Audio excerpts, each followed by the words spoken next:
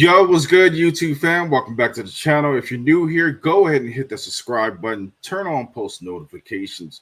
And today we're going to deep dive into Marvel's year of a new movie being released, Thunderbolts. Let's talk about it and let's dive into it.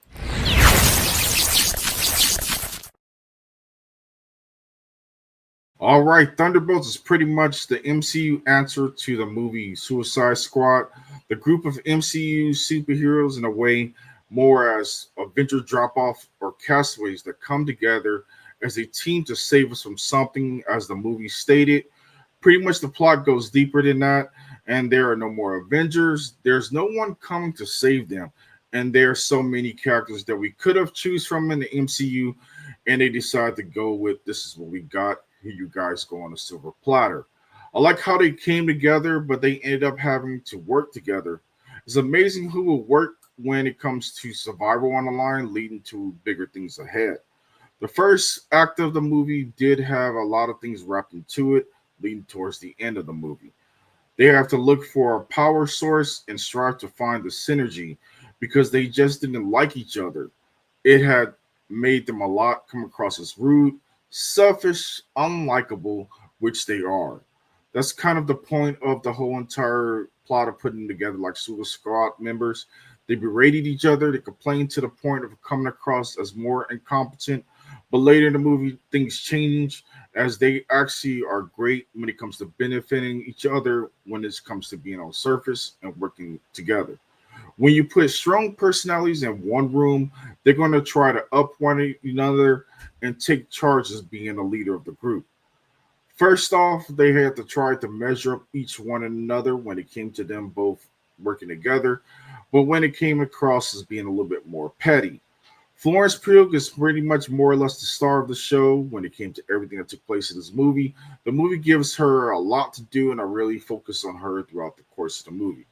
A bigger theme of the film really deal with the pain of her past, and of course, she didn't have quite a whole lot that took on. She's a great actor, but more importantly, I like the way how she carried herself throughout the course of the movie. When it came to John Walker, he did such a great job once again coming back. With him when it came to the end, being more sympathetic. And when it came to the Winter Soldier, we got everything that you really want when it came to his overall character.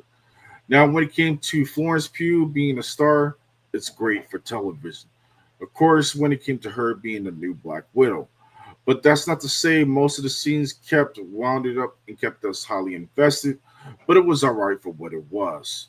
When it came to David Harper, he had his great moments of the part of the movie. He had give us a little bit of comedy and a whole lot of different things when it came to understanding the assignment, and he knocked it out the park.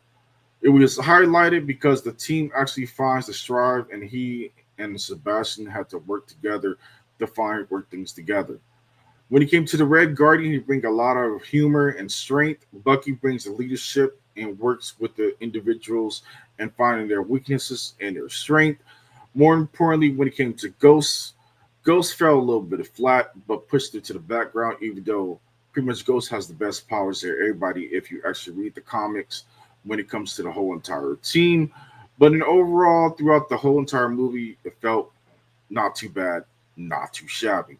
This definitely was a character let down when it came to an overall feel of her character. You just felt like she was just a character that can just walk through walls. But in overall, this was a very interesting movie when it came to the MCU's version of how things broke down.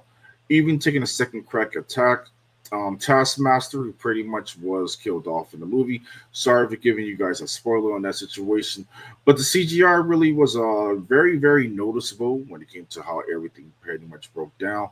The film trailer pretty much hit it very well, but when it came to the overall movie, it was a big letdown from the MCU's side of things, which in and of itself was a big bummer and a letdown.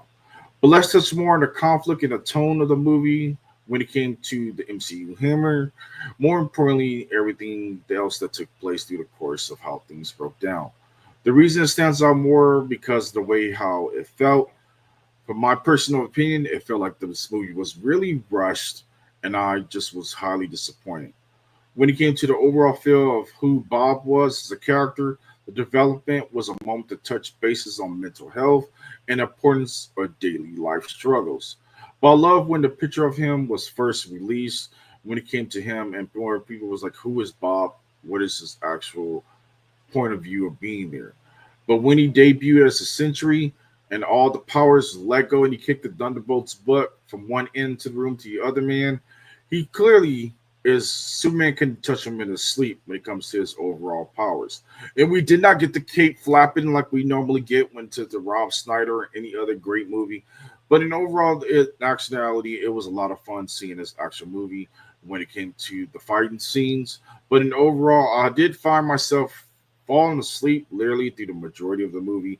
It felt very, very boring. Not going to cut it dry for you guys. It was like watching paint dry when it came to the overall feel of the movie. This felt like it should have been a straight to Disney Plus style movie instead of being in the theaters. But when it came to the MCU problems, it continues to be the same problems that they always continue to have each and every single time that they develop a movie as late. But there you guys have it for the latest review for the actual Thunderbolts. I'll give it a strong 7 out of 5 stars, out of 10 stars when it comes to the overall feel. Drop your thoughts down below and tell me what you guys felt about your favorite moments. Let's drop a conversation going in the actual comments. Smash the like button, subscribe, turn on that notification bell, and I'll catch you guys on the next one. Until then, you guys be safe. Peace.